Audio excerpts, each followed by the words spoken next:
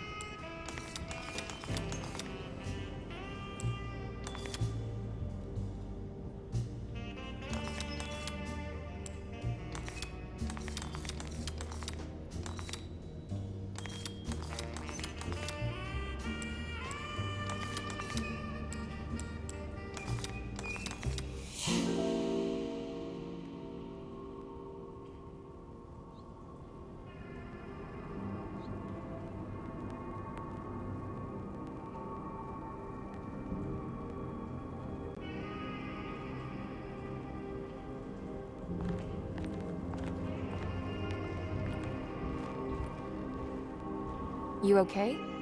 You look a little frazzled. Just stupid telephone. I know, I tried calling the police earlier. The telephone is completely dead. It's not...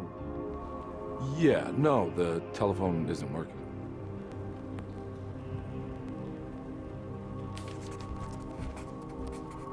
Miss Hartwood, I think you're gonna want to see this. Is there something in the closet? Yeah, there is. You don't see the very obvious gate leading to whatever Jeremy's madness is serving up next? I don't understand. Are you making some kind of fashion metaphor? I'm sorry, I don't have time for this. Can you just tell me what you're doing? You don't see this. It's fine. It's fine. Catch you later. Are you going inside the closet? Yeah. You got a problem with that? No. Do what you think is right, detective. Sorry, I didn't mean to. Goodbye, Miss Hartwood.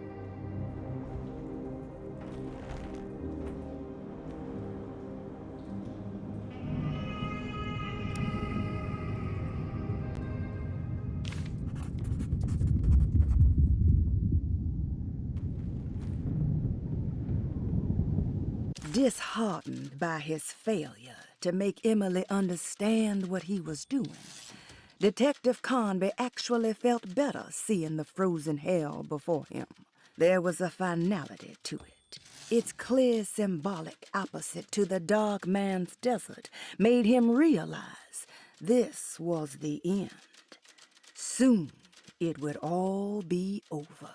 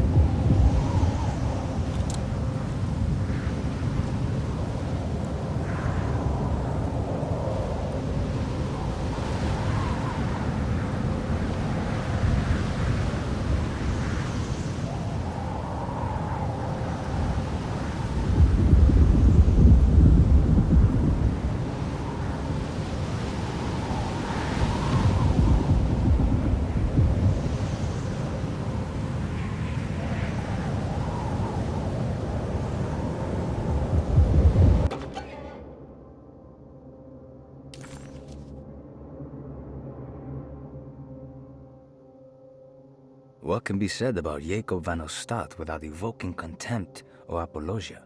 The first piece of information is the obvious. He is not the explorer Jeremy idolized in his youth, but the figment of his imagination.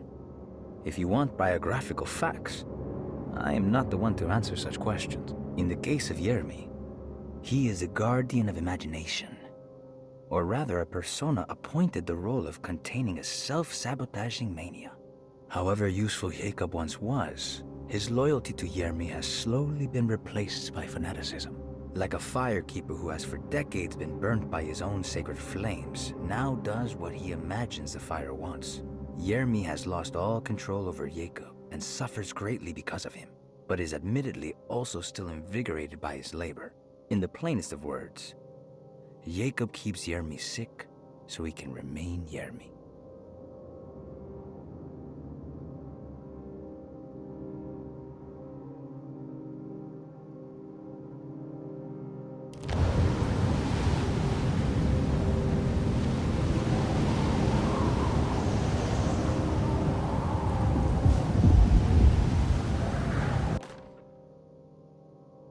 We found the ancient stellarium perched on a cliff facing the Arctic Ocean after a day of sailing due north of the Eskimo encampment.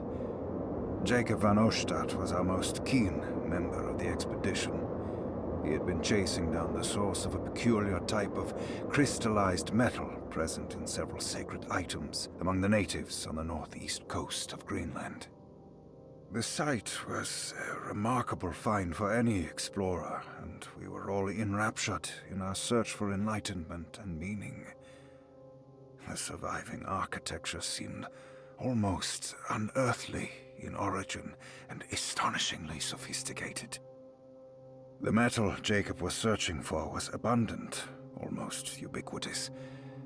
We were so taken by our find that we were surprised by the sun falling below the horizon. As we quickly picked up our gear, ready to head back to our camp, Jacob van Ostad declared that he wanted to stay. He was adamant. We begged him to reconsider. The night would be getting colder by the hour, and we feared for all our safety. Jacob refused, threatening us with violence if we wouldn't leave him alone. As the snowfall turned heavier, we left him there on his own. The next day, the weather became worse, and we had to spend hours enforcing our shelter as our tents became increasingly useless. The group had written off Jacob, thinking he must be dead. I had an urge to make one final attempt to save him, so I headed out as darkness fell with a handful of flares, and headed toward the coast and up the climb, towards the stellarium.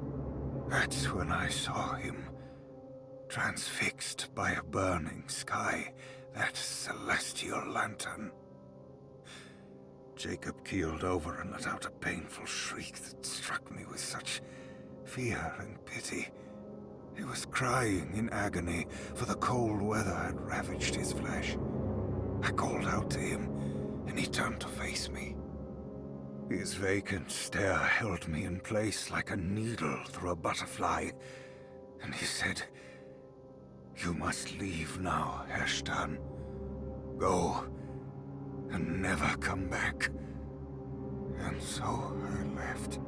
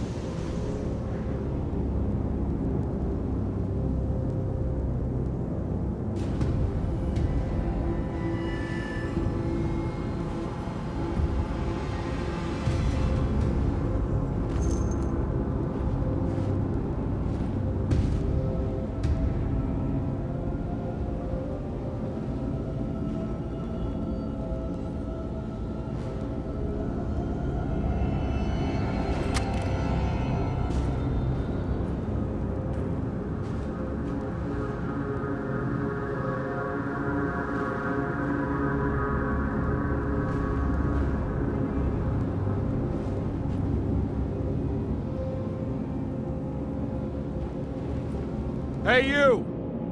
What are you doing here? What is this place? Turn back, detective. You're not wanted here. Whoa, take it easy. I'm not your enemy. Oh, you're wrong, detective. You're wrong.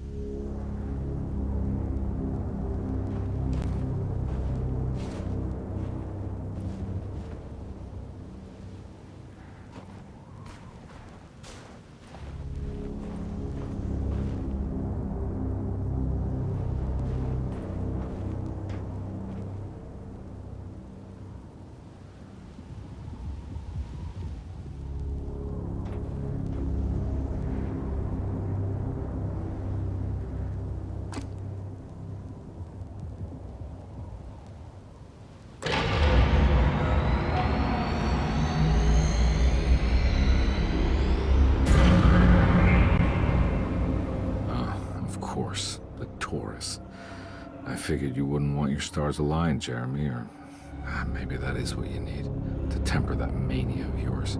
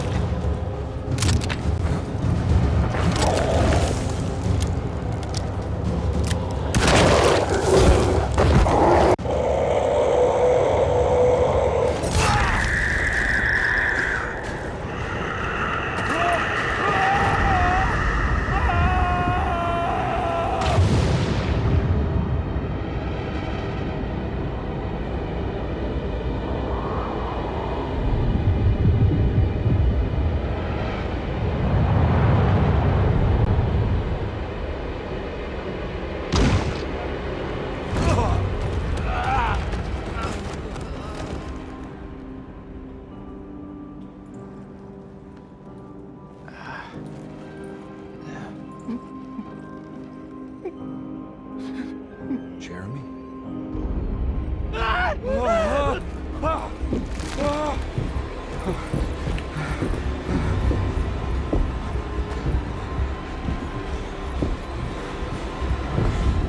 did everything!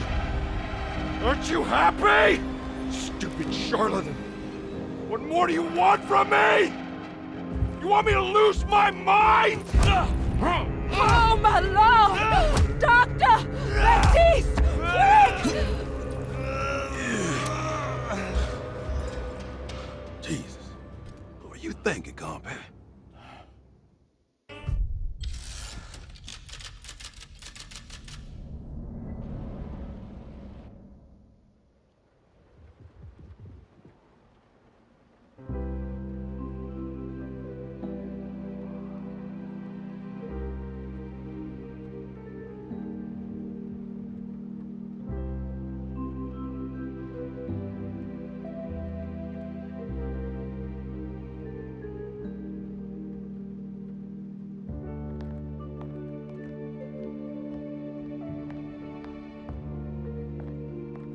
You awake?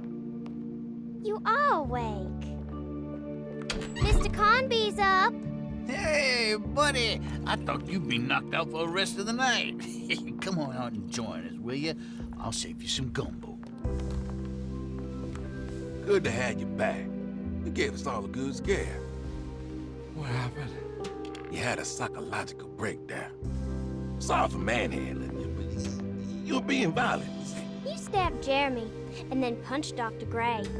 Are they okay? Jeremy's a little strange, but everything's back to normal. Really? All thanks to you, combat. You want to try standing up?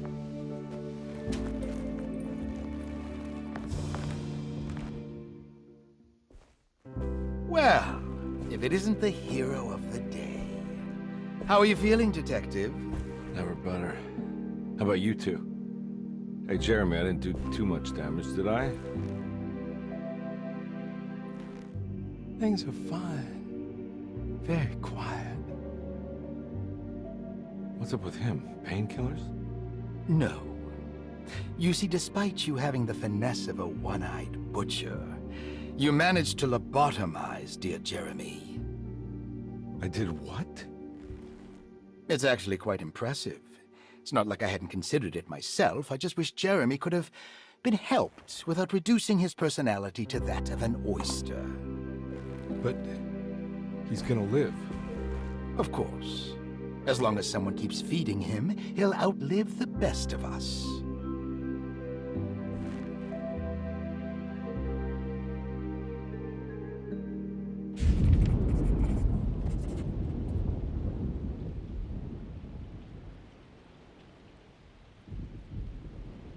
Does Emily know about Jeremy's condition? Yes.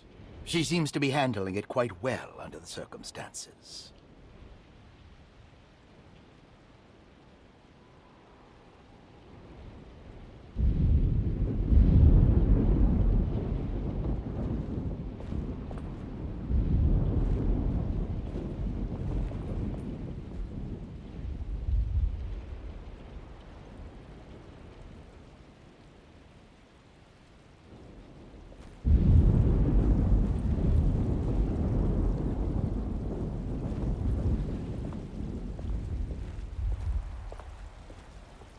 Good to see you back on your feet, Detective. Have some gumbo. Thanks. I'll save it for later.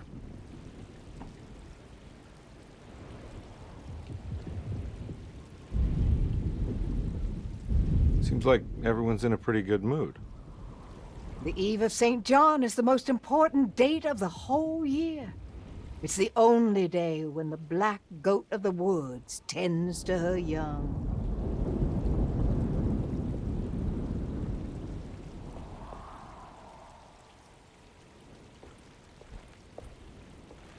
I'm gonna go look for Emily. Don't worry about her. She wouldn't leave without you, would she?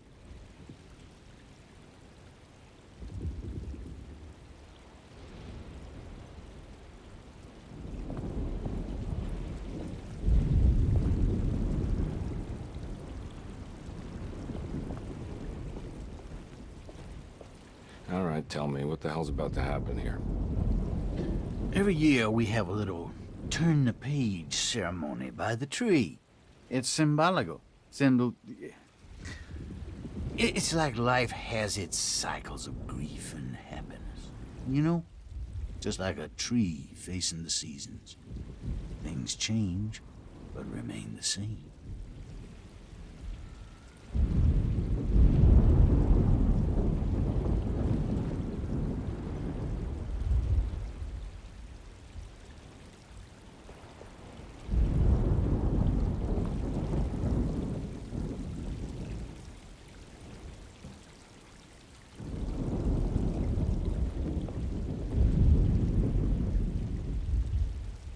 That is one impressive tree. More impressive than you could ever imagine.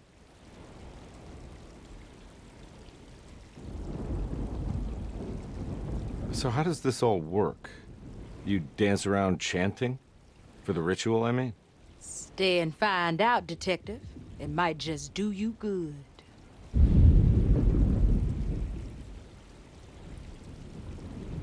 You haven't seen Emily, have you? No, Detective. I haven't.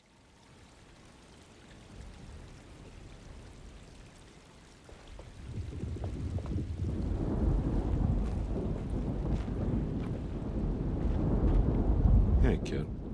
What are you up to? Preparing for the ceremony. I don't want to disappoint Mother.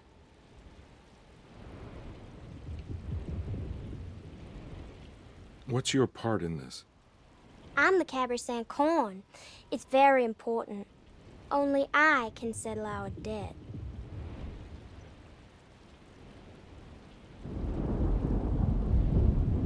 You know, I had my doubts, but you are in the right place, Grace. I think you might be right. For once.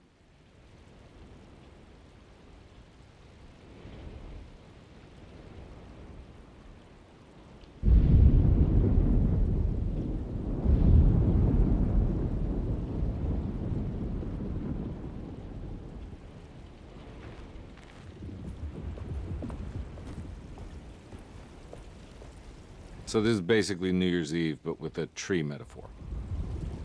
Exactly. You're so smart. It's about starting again. I mean, who could use a positive message like that more than a bunch of lunatics like us?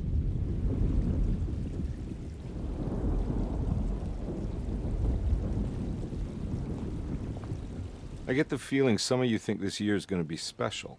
Any idea why? Well, we got some new words, thanks to your buddy Jeremy, and some other changes to the program. Let's just say we're all in this year.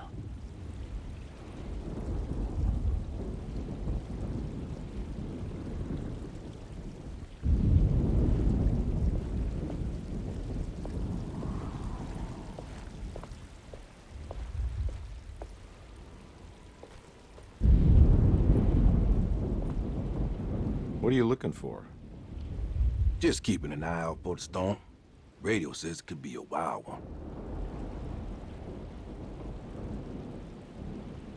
You don't know where Emily is, do you?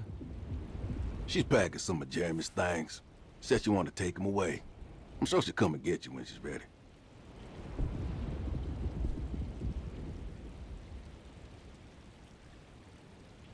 I should probably get a move on then. See you around, compare.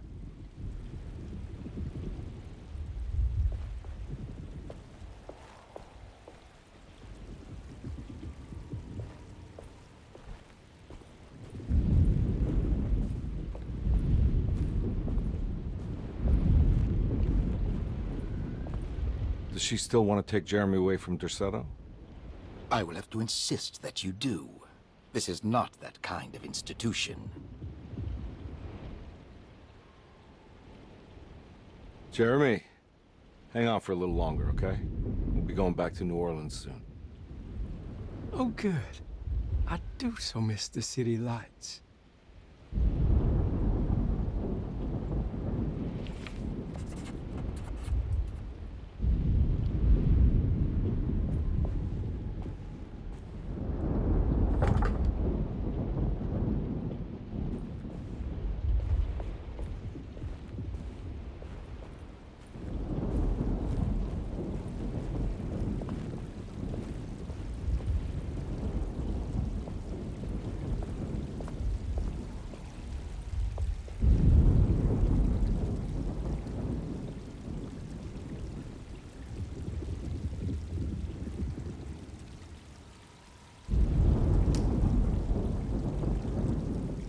Everyone knows what to do? Y'all know the new words. Mrs. Thompson, we talked about this. I'm not sure everyone is comfortable. Doctor, I insist. This is important. We've waited for so long, Doctor. Let's just go with the old song. Not every change is an improvement. Boss, good or bad, we need to move forward. All in, Doc. Let's bet it all. But we don't know what we're dealing with. It'll be okay, Doctor. Better even.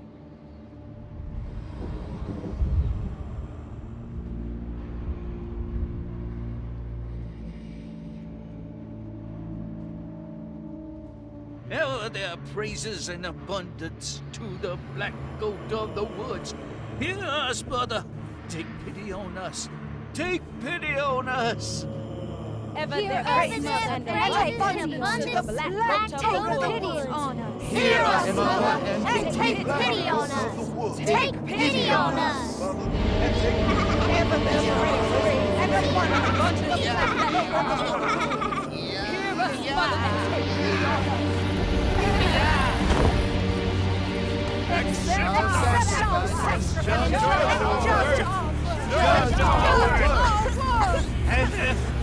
Stop! Are you crazy? This here's what needs to happen, Carpet. Grace, stop! Stop!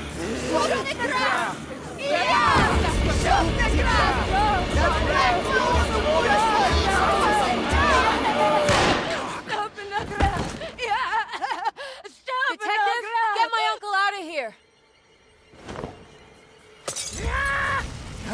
Jeremy, come with me. Get over here. Jeremy, come with me. Jeremy, come here. No! There has to be another blood! Jeremy!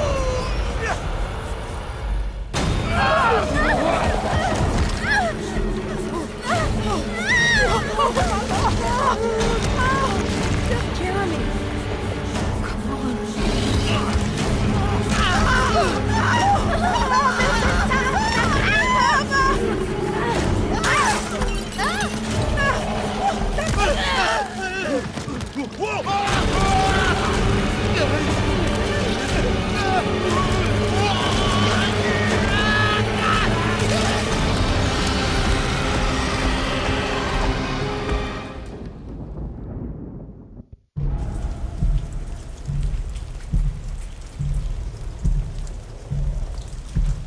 I can't let that monster leave Derceto. I have to stop it.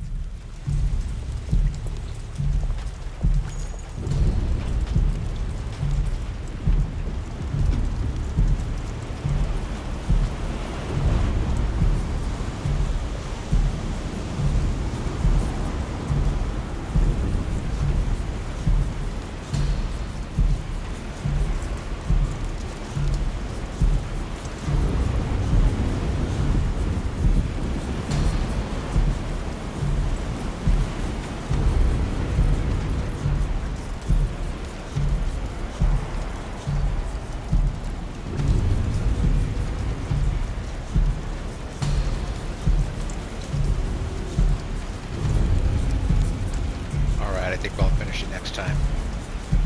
I don't want to get caught in the middle.